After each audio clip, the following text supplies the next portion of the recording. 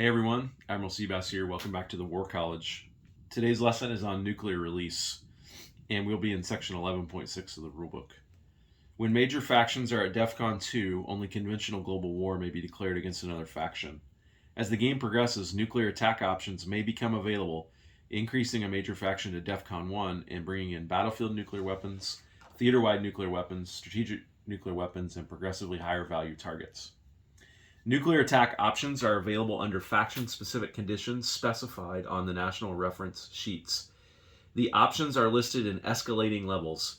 Battlefield nuclear weapons the least aggressive option, and counter value being the most aggressive option. A major faction may only request release of one nuclear attack option per turn. No option may be requested until at least one trigger for that option has occurred. So in this game, we're at NATO's turn 6.2 in the NATO planning phase, and we've gotten to the section that's called Request or Confirm Nuclear Release. And Warsaw Pact has taken a number of NATO home country land zones. And so the NATO player looks on his reference sheet, and he sees that one of the conditions allowing him to request release for the use of battlefield nuclear weapons is NATO, or is Warsaw Pact possessing NATO home country land zones. And so we look, and the NATO player does want to try to use battlefield nuclear weapons. So he looks at his reference sheet, and it says that he gets a certain number of what are called release dice for every home country possessed by an enemy, and you count the IPP value of the land zone to get the number of dice that you would receive.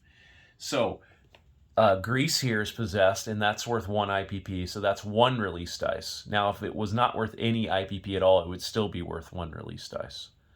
Okay, so that's one release dice. Bavaria is worth 3 IPP, so that's 3 more. We're up to 4 release dice. Northern Germany is worth 3 more, so we're up to 7 release dice. And then Denmark is not worth any IPP, so it gets 1 release dice. And so we have a total of 8 release dice that NATO would have for battlefield nuclear weapons. To request release of a specific option, the major faction declares they are seeking release. The player takes the indicated number of dice and rolls them. A single 11 plus is needed for success. If a success is achieved, then that option and any lesser option may be used against that faction on the current or any future turn.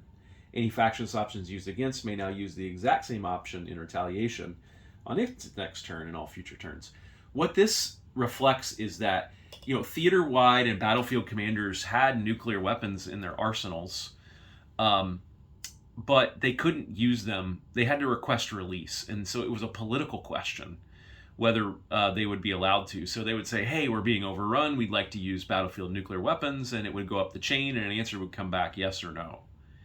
And so we've simulated the likelihood of a yes or no by the number of dice that you get. And, in this case, seeing a massive, Warsaw Pact push across all of Central Europe and into the Balkans, NATO's going to get a lot of dice. So, and I've already rolled the dice. So over here, I took the 8 dice, and I rolled them, and you can see I got an 11, a 12, and a 12, and I only needed a single 11 or higher. So now NATO has been released for the use of battlefield nuclear weapons against Warsaw Pact. So what the NATO player will do will be, there's a box here in your dashboard that says battlefield nuclear weapons, and there's another box here that says release to use against. Well, he's released to use those against Warsaw Pact. NATO goes to DEFCON 1, and now there's these reserve forces that NATO will get to place. So I'm just going to move these over here temporarily. And so what happens now is, when a major faction is released, you may immediately get to place new units from your dashboard or use units from your dashboard. This placement is covered in Table 17. So I look at Table 17. It says battlefield nuclear weapons, impact of release. All eligible units may use battlefield nuclear capability in your home country land zones and in land zones possessed by the major faction you are released against. So what units have battlefield nuclear capability? That would be artillery, and that would be attack bombers. And basically, they now get to roll triple attack dice when they're using battlefield nuclear weapons. Placement rules. Take any units in battlefield nuke reserves and immediately place them on the board using the normal rules of placement. Well, what are the normal rules of placement? So an artillery has to be placed at an undamaged major army base. So I'm going to take, and I immediately get to place these and use them this turn, which is part of what makes this so awesome. I'm going to place, so I got 4 artillery for my battlefield nuclear reserve. And by the way, the reserve concept just helps in case you've run out of your artillery already or they've all been destroyed. This represents the fact that you're leaving some units in reserve that could use nukes. So I'll place 1 here at the major army base in Lazio, and then I will place the other 3 here in the major army base in Bavaria. And that now gives me 6 artillery in Bavaria. Plus I got another artillery here in France, and these units can move out of France now. So quite a buff to the NATO power to counterattack against Warsaw Pact.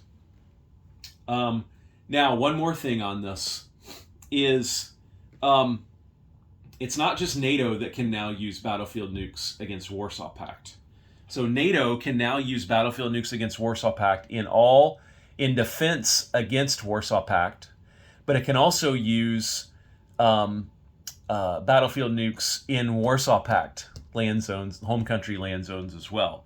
But the United States, as the NATO ally, also gets limited use of battlefield nukes now, and it can basically use any U.S. artillery or attack bombers can use battlefield nukes in defense of NATO home country land zones or in attacks against Warsaw Pact in NATO land zones.